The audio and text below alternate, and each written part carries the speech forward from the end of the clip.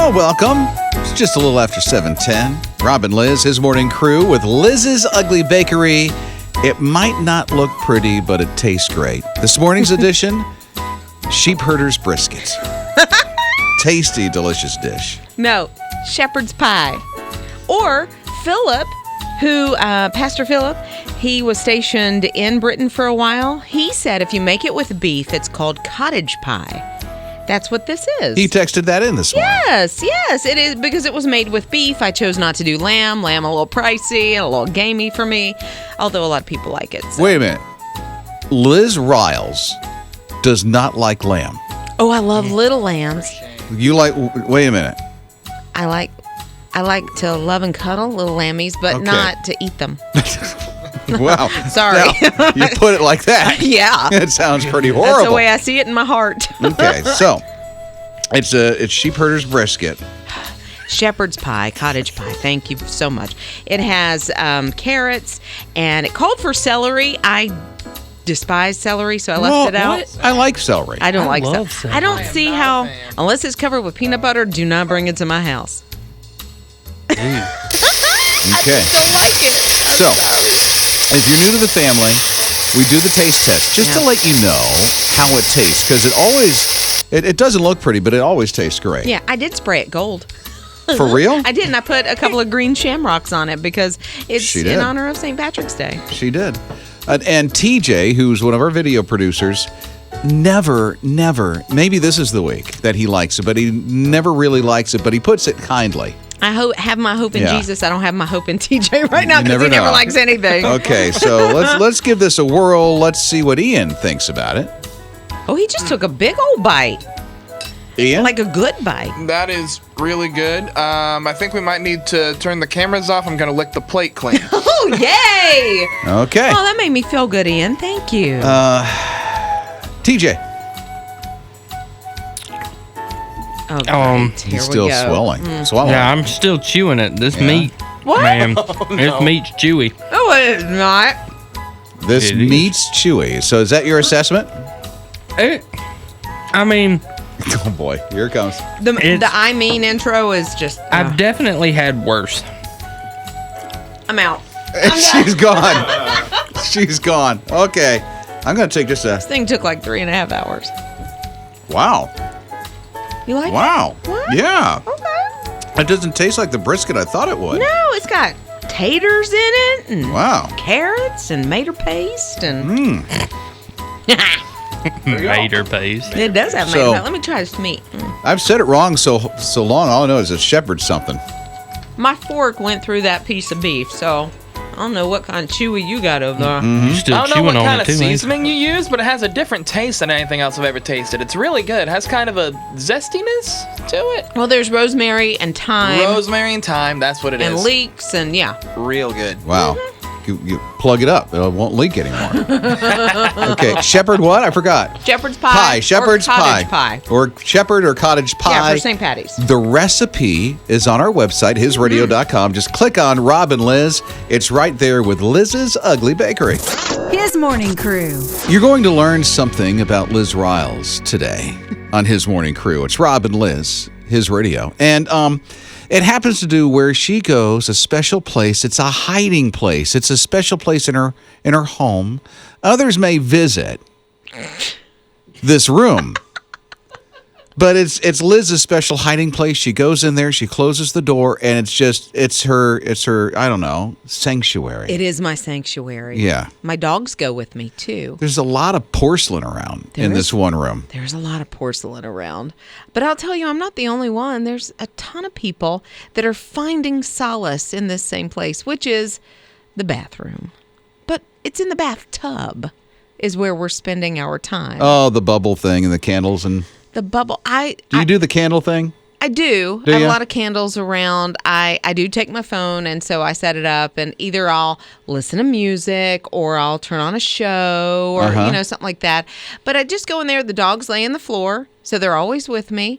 I run. I put like some smelly salts in the bathtub. I don't necessarily go for the bubbles as much, but a lot of people are doing this because they're stressed from the pandemic or they're working so many hours, and they're just getting away. Maybe they've got a couple of kids, and sometimes you just got to have a minute to yourself. Well, I go in there and have solace, but it's a different reason. I wasn't thinking jumping in the tub. Yes, in fact, they're on Amazon. I've got it in my cart that I really want one of these. It's not a desk, but it's almost like a table that's expandable for your bathtub. Really? Yeah, so you can take a cup of coffee. I usually, because I'm cold a lot and the bathtub helps me warm up. Okay. Is I'll take a mug of coffee or tea in there, and I'll take a book. My phone's in there. Do they sell one for the commode? If they do they? I don't want to know about it. Really? I don't. I mean, so you put your breakfast on there, your laptop, your breakfast. What do you use those trays for? Eh? Not your breakfast. No. Your breakfast. Well, something's happening with breakfast. Rob and Liz. His morning crew. Evidently, there's a lot of people who run to this room just to get away. And it's the toilet. It's Rob and Liz, his morning crew on his radio. Not really. It's the bathroom. So, like your master bath or whatever. The ensuite. Yeah, the ensuite. That's right. Mm-hmm. But they're moving to the bathtub a little more often. So evidently, people are taking a bath at least once a week. Thank you. Yeah, well, they're also taking showers. That's what I was going to say. I take a bath every single day. Air day. Along with my shower. So I take a shower, but I also take a bath. Okay. And I Are we oversharing here? No, I don't think so. Okay. No, because it's a place, that's the place where, it's the whole thing, lighting the candles and putting the smellies into the water and taking your book or your music. Okay, so just to get away. Just to unwind a little bit and say, I need this time for myself. So Robin texted and said, I have one of those tables, because I talked about having one of these tables that you put across the bathtub. She said it's got a place for your phone, your iPads, even got a slot where you can put your glass, and she uses it for her cup of Pepsi. You put your little can of Pepsi Girl, there. Yeah. Okay, I still say they need a version for the guys in another area of the bathroom. I say no. Yeah, I mean, I almost said breakfast again. I said that earlier, but you know what I mean. No. Okay, here's Carol, 800-447-7234. What's up, Carol? I'm sure there's a little desk that you could put in the bathroom, but eating in the bathroom, really? Well, I stretched on that one. I just grabbed for something. I kind of thought so. Oh, my goodness. I was so worried. I knew you were probably poking him when he said breakfast. I just looked at him like, you've got to be kidding me. What? I love you guys, though. I just have so much joy listening to you in the morning, and you sound like brother and sister. That's what it reminds me of. That's awesome. Aw. Thank you for referring to me as the younger brother. I don't think I said that. No. Thank you, Carol. Mornings with Rob and Liz. You might like Justin, you might not like Justin at all, but either way, he's a very creative guy in how he breeds snakes. It's Rob and Liz, his morning crew on his radio. Yeah. He literally has a breed of snake that he's been working on that is white and yellow, but something very unique happened to the snake. Yeah, he's been trying to get this color combination for 8 years. It finally happened, the white and the yellow. Something a little different, has smiley faces on it. It's crazy. I know, like the T-shirt or even almost like an emoji that has a smiley face. That's what ended up on this snake. He wasn't trying to do this, but now he says, after seeing it, that maybe 1 in 20 of this color combination would end up like that. That seems pretty common. 1 in 20? It seems more common than not. Yeah. But I don't know how many are born. Well, true. I don't know anything about snake breeding, and we'll never know, so we're good there. I don't think Liz is getting into the snake breeding business. So he sells this snake for $6,000. Not a bad investment, although it did take 8 years. So, but I'm sure he sold the other snakes for, a pretty good chunk, maybe not 6. $25, $50. Yeah, but still. Something respectable. His morning crew. I wonder. think there's an idea here because spring break is here for a lot of college kids, universities, college students. Spring break, it's the season. So it's his radio, Rob and Liz.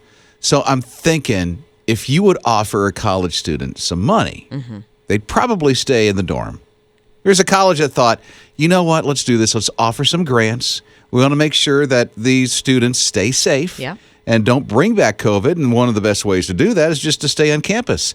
So we'll give them some money to stay. Yeah. It's a phenomenal incentive when you hear about it. You will just go, wow, I would stay home for this. I would stay home for that. University of California, Davis said, kids, you can apply for a grant. As many of you as want to apply, we're going to choose 500 people. Each of the 500, if you're chosen, get $75 a piece. Woo. $75. Don't spend it all in one place. Just stay home. Yeah. And there's different levels of the grants. Or not levels, but different categories. Yeah, it's crazy. Well, no, not crazy, but there's a Get Active grant. So you can spend your $75 using the gym. Sure. That'll work, right? Sure. Okay. Or the Get Artsy grant. So you can buy yourself a coloring book. A paint palette. Yeah. Some nice little crayons. Not the 64 count. The home improvement grant, which, well, I guess you get a picture or poster. Pledge. Yeah, dust. The dust. It smells so nice and lemony fresh.